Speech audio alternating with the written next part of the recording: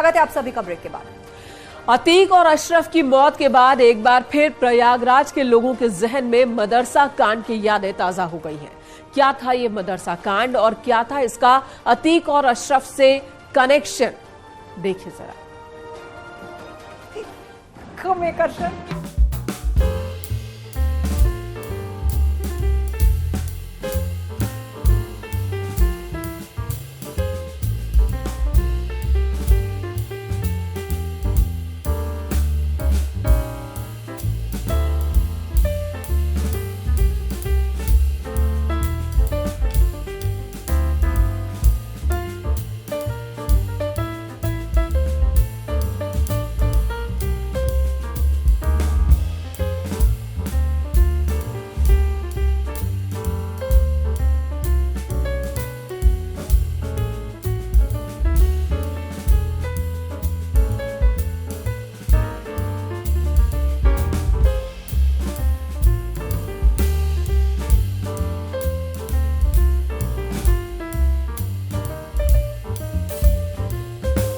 वो बहुत दर्दनाक रात थी जिस समय वो बच्चियां यहाँ पे पढ़ रही थी और करीबन हमें लगता है 20 लड़कियां उसमें पढ़ रही थी, सिर्फ लड़कियां थी। उसी समय जो हम लोग को पता है, हम लोग जानकारी है क्योंकि हमारे ठीक बगल ही में है, उस समय 10 लोग कम से कम घुसते हैं और वो कुरान की तिलावत करती रहती हैं। तकरीबन रात को 10-11 बजे का वाक़या था, बहुत अंधेरा था, 10-11 बजे का वाक़या था। वो लोग कुरान की तिलावत करनी रहती हैं तो वो सब जब ये घुसते हैं दरिंदे तो वो डर जाती हैं सब क्या हो।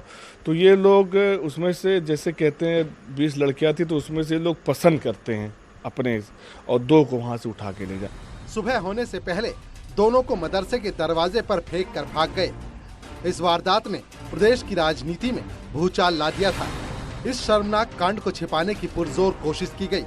पुलिस ने सिर्फ छेड़खानी की धाराओं में मुकदमा दर्ज किया, लेकिन अखबारों में छपने के 2 दिन बाद गैंग रेप समेत संगीन धाराओं में FIR दर्ज की गई। इस कांड में अशरफ के गुर्गों के शामिल होने के आरोप लग रहे थे। 2 दिन बाद BSP प्रमुख मायावती ने लखनऊ से ही ऐलान कर दिया कि इस कांड में सत्ता से जुड़े कुछ नेता और उनके गुर्गे भी शामिल हैं। उनकी सरकार आई तो वो CBI जांच कराएंगी। SP सरकार बैकफुट पर आ गई। आनन फानन में पुलिस ने इस कांड का खुलासा करते हुए करेली के इखलाक अहमद और नौशाद अहमद समेत 5 लोगों की गिरफ्तारी दिखा दी। 5 रिक्शा चलाने और दर्जी का काम करते थे। पुलिस के खुलासे पर सवाल उठे, लेकिन उन्हें जेल भेज दिया गया। हालांकि बाद में सभी छूट गए। इस कांड से सरकार की कितनी किरकिरी हुई थी, इसका अंदाजा इसी बात से लगाया जा सकता है कि BSP प्रमुख मायावती खुद इलाहाबाद आई थी। 85 गाड़ियों का काफिला लेकर वो सीधे मदरसा पहुंची थी। उन्होंने अतीक और उसके गुर्गों पर सीधे आरोप लगाए थे।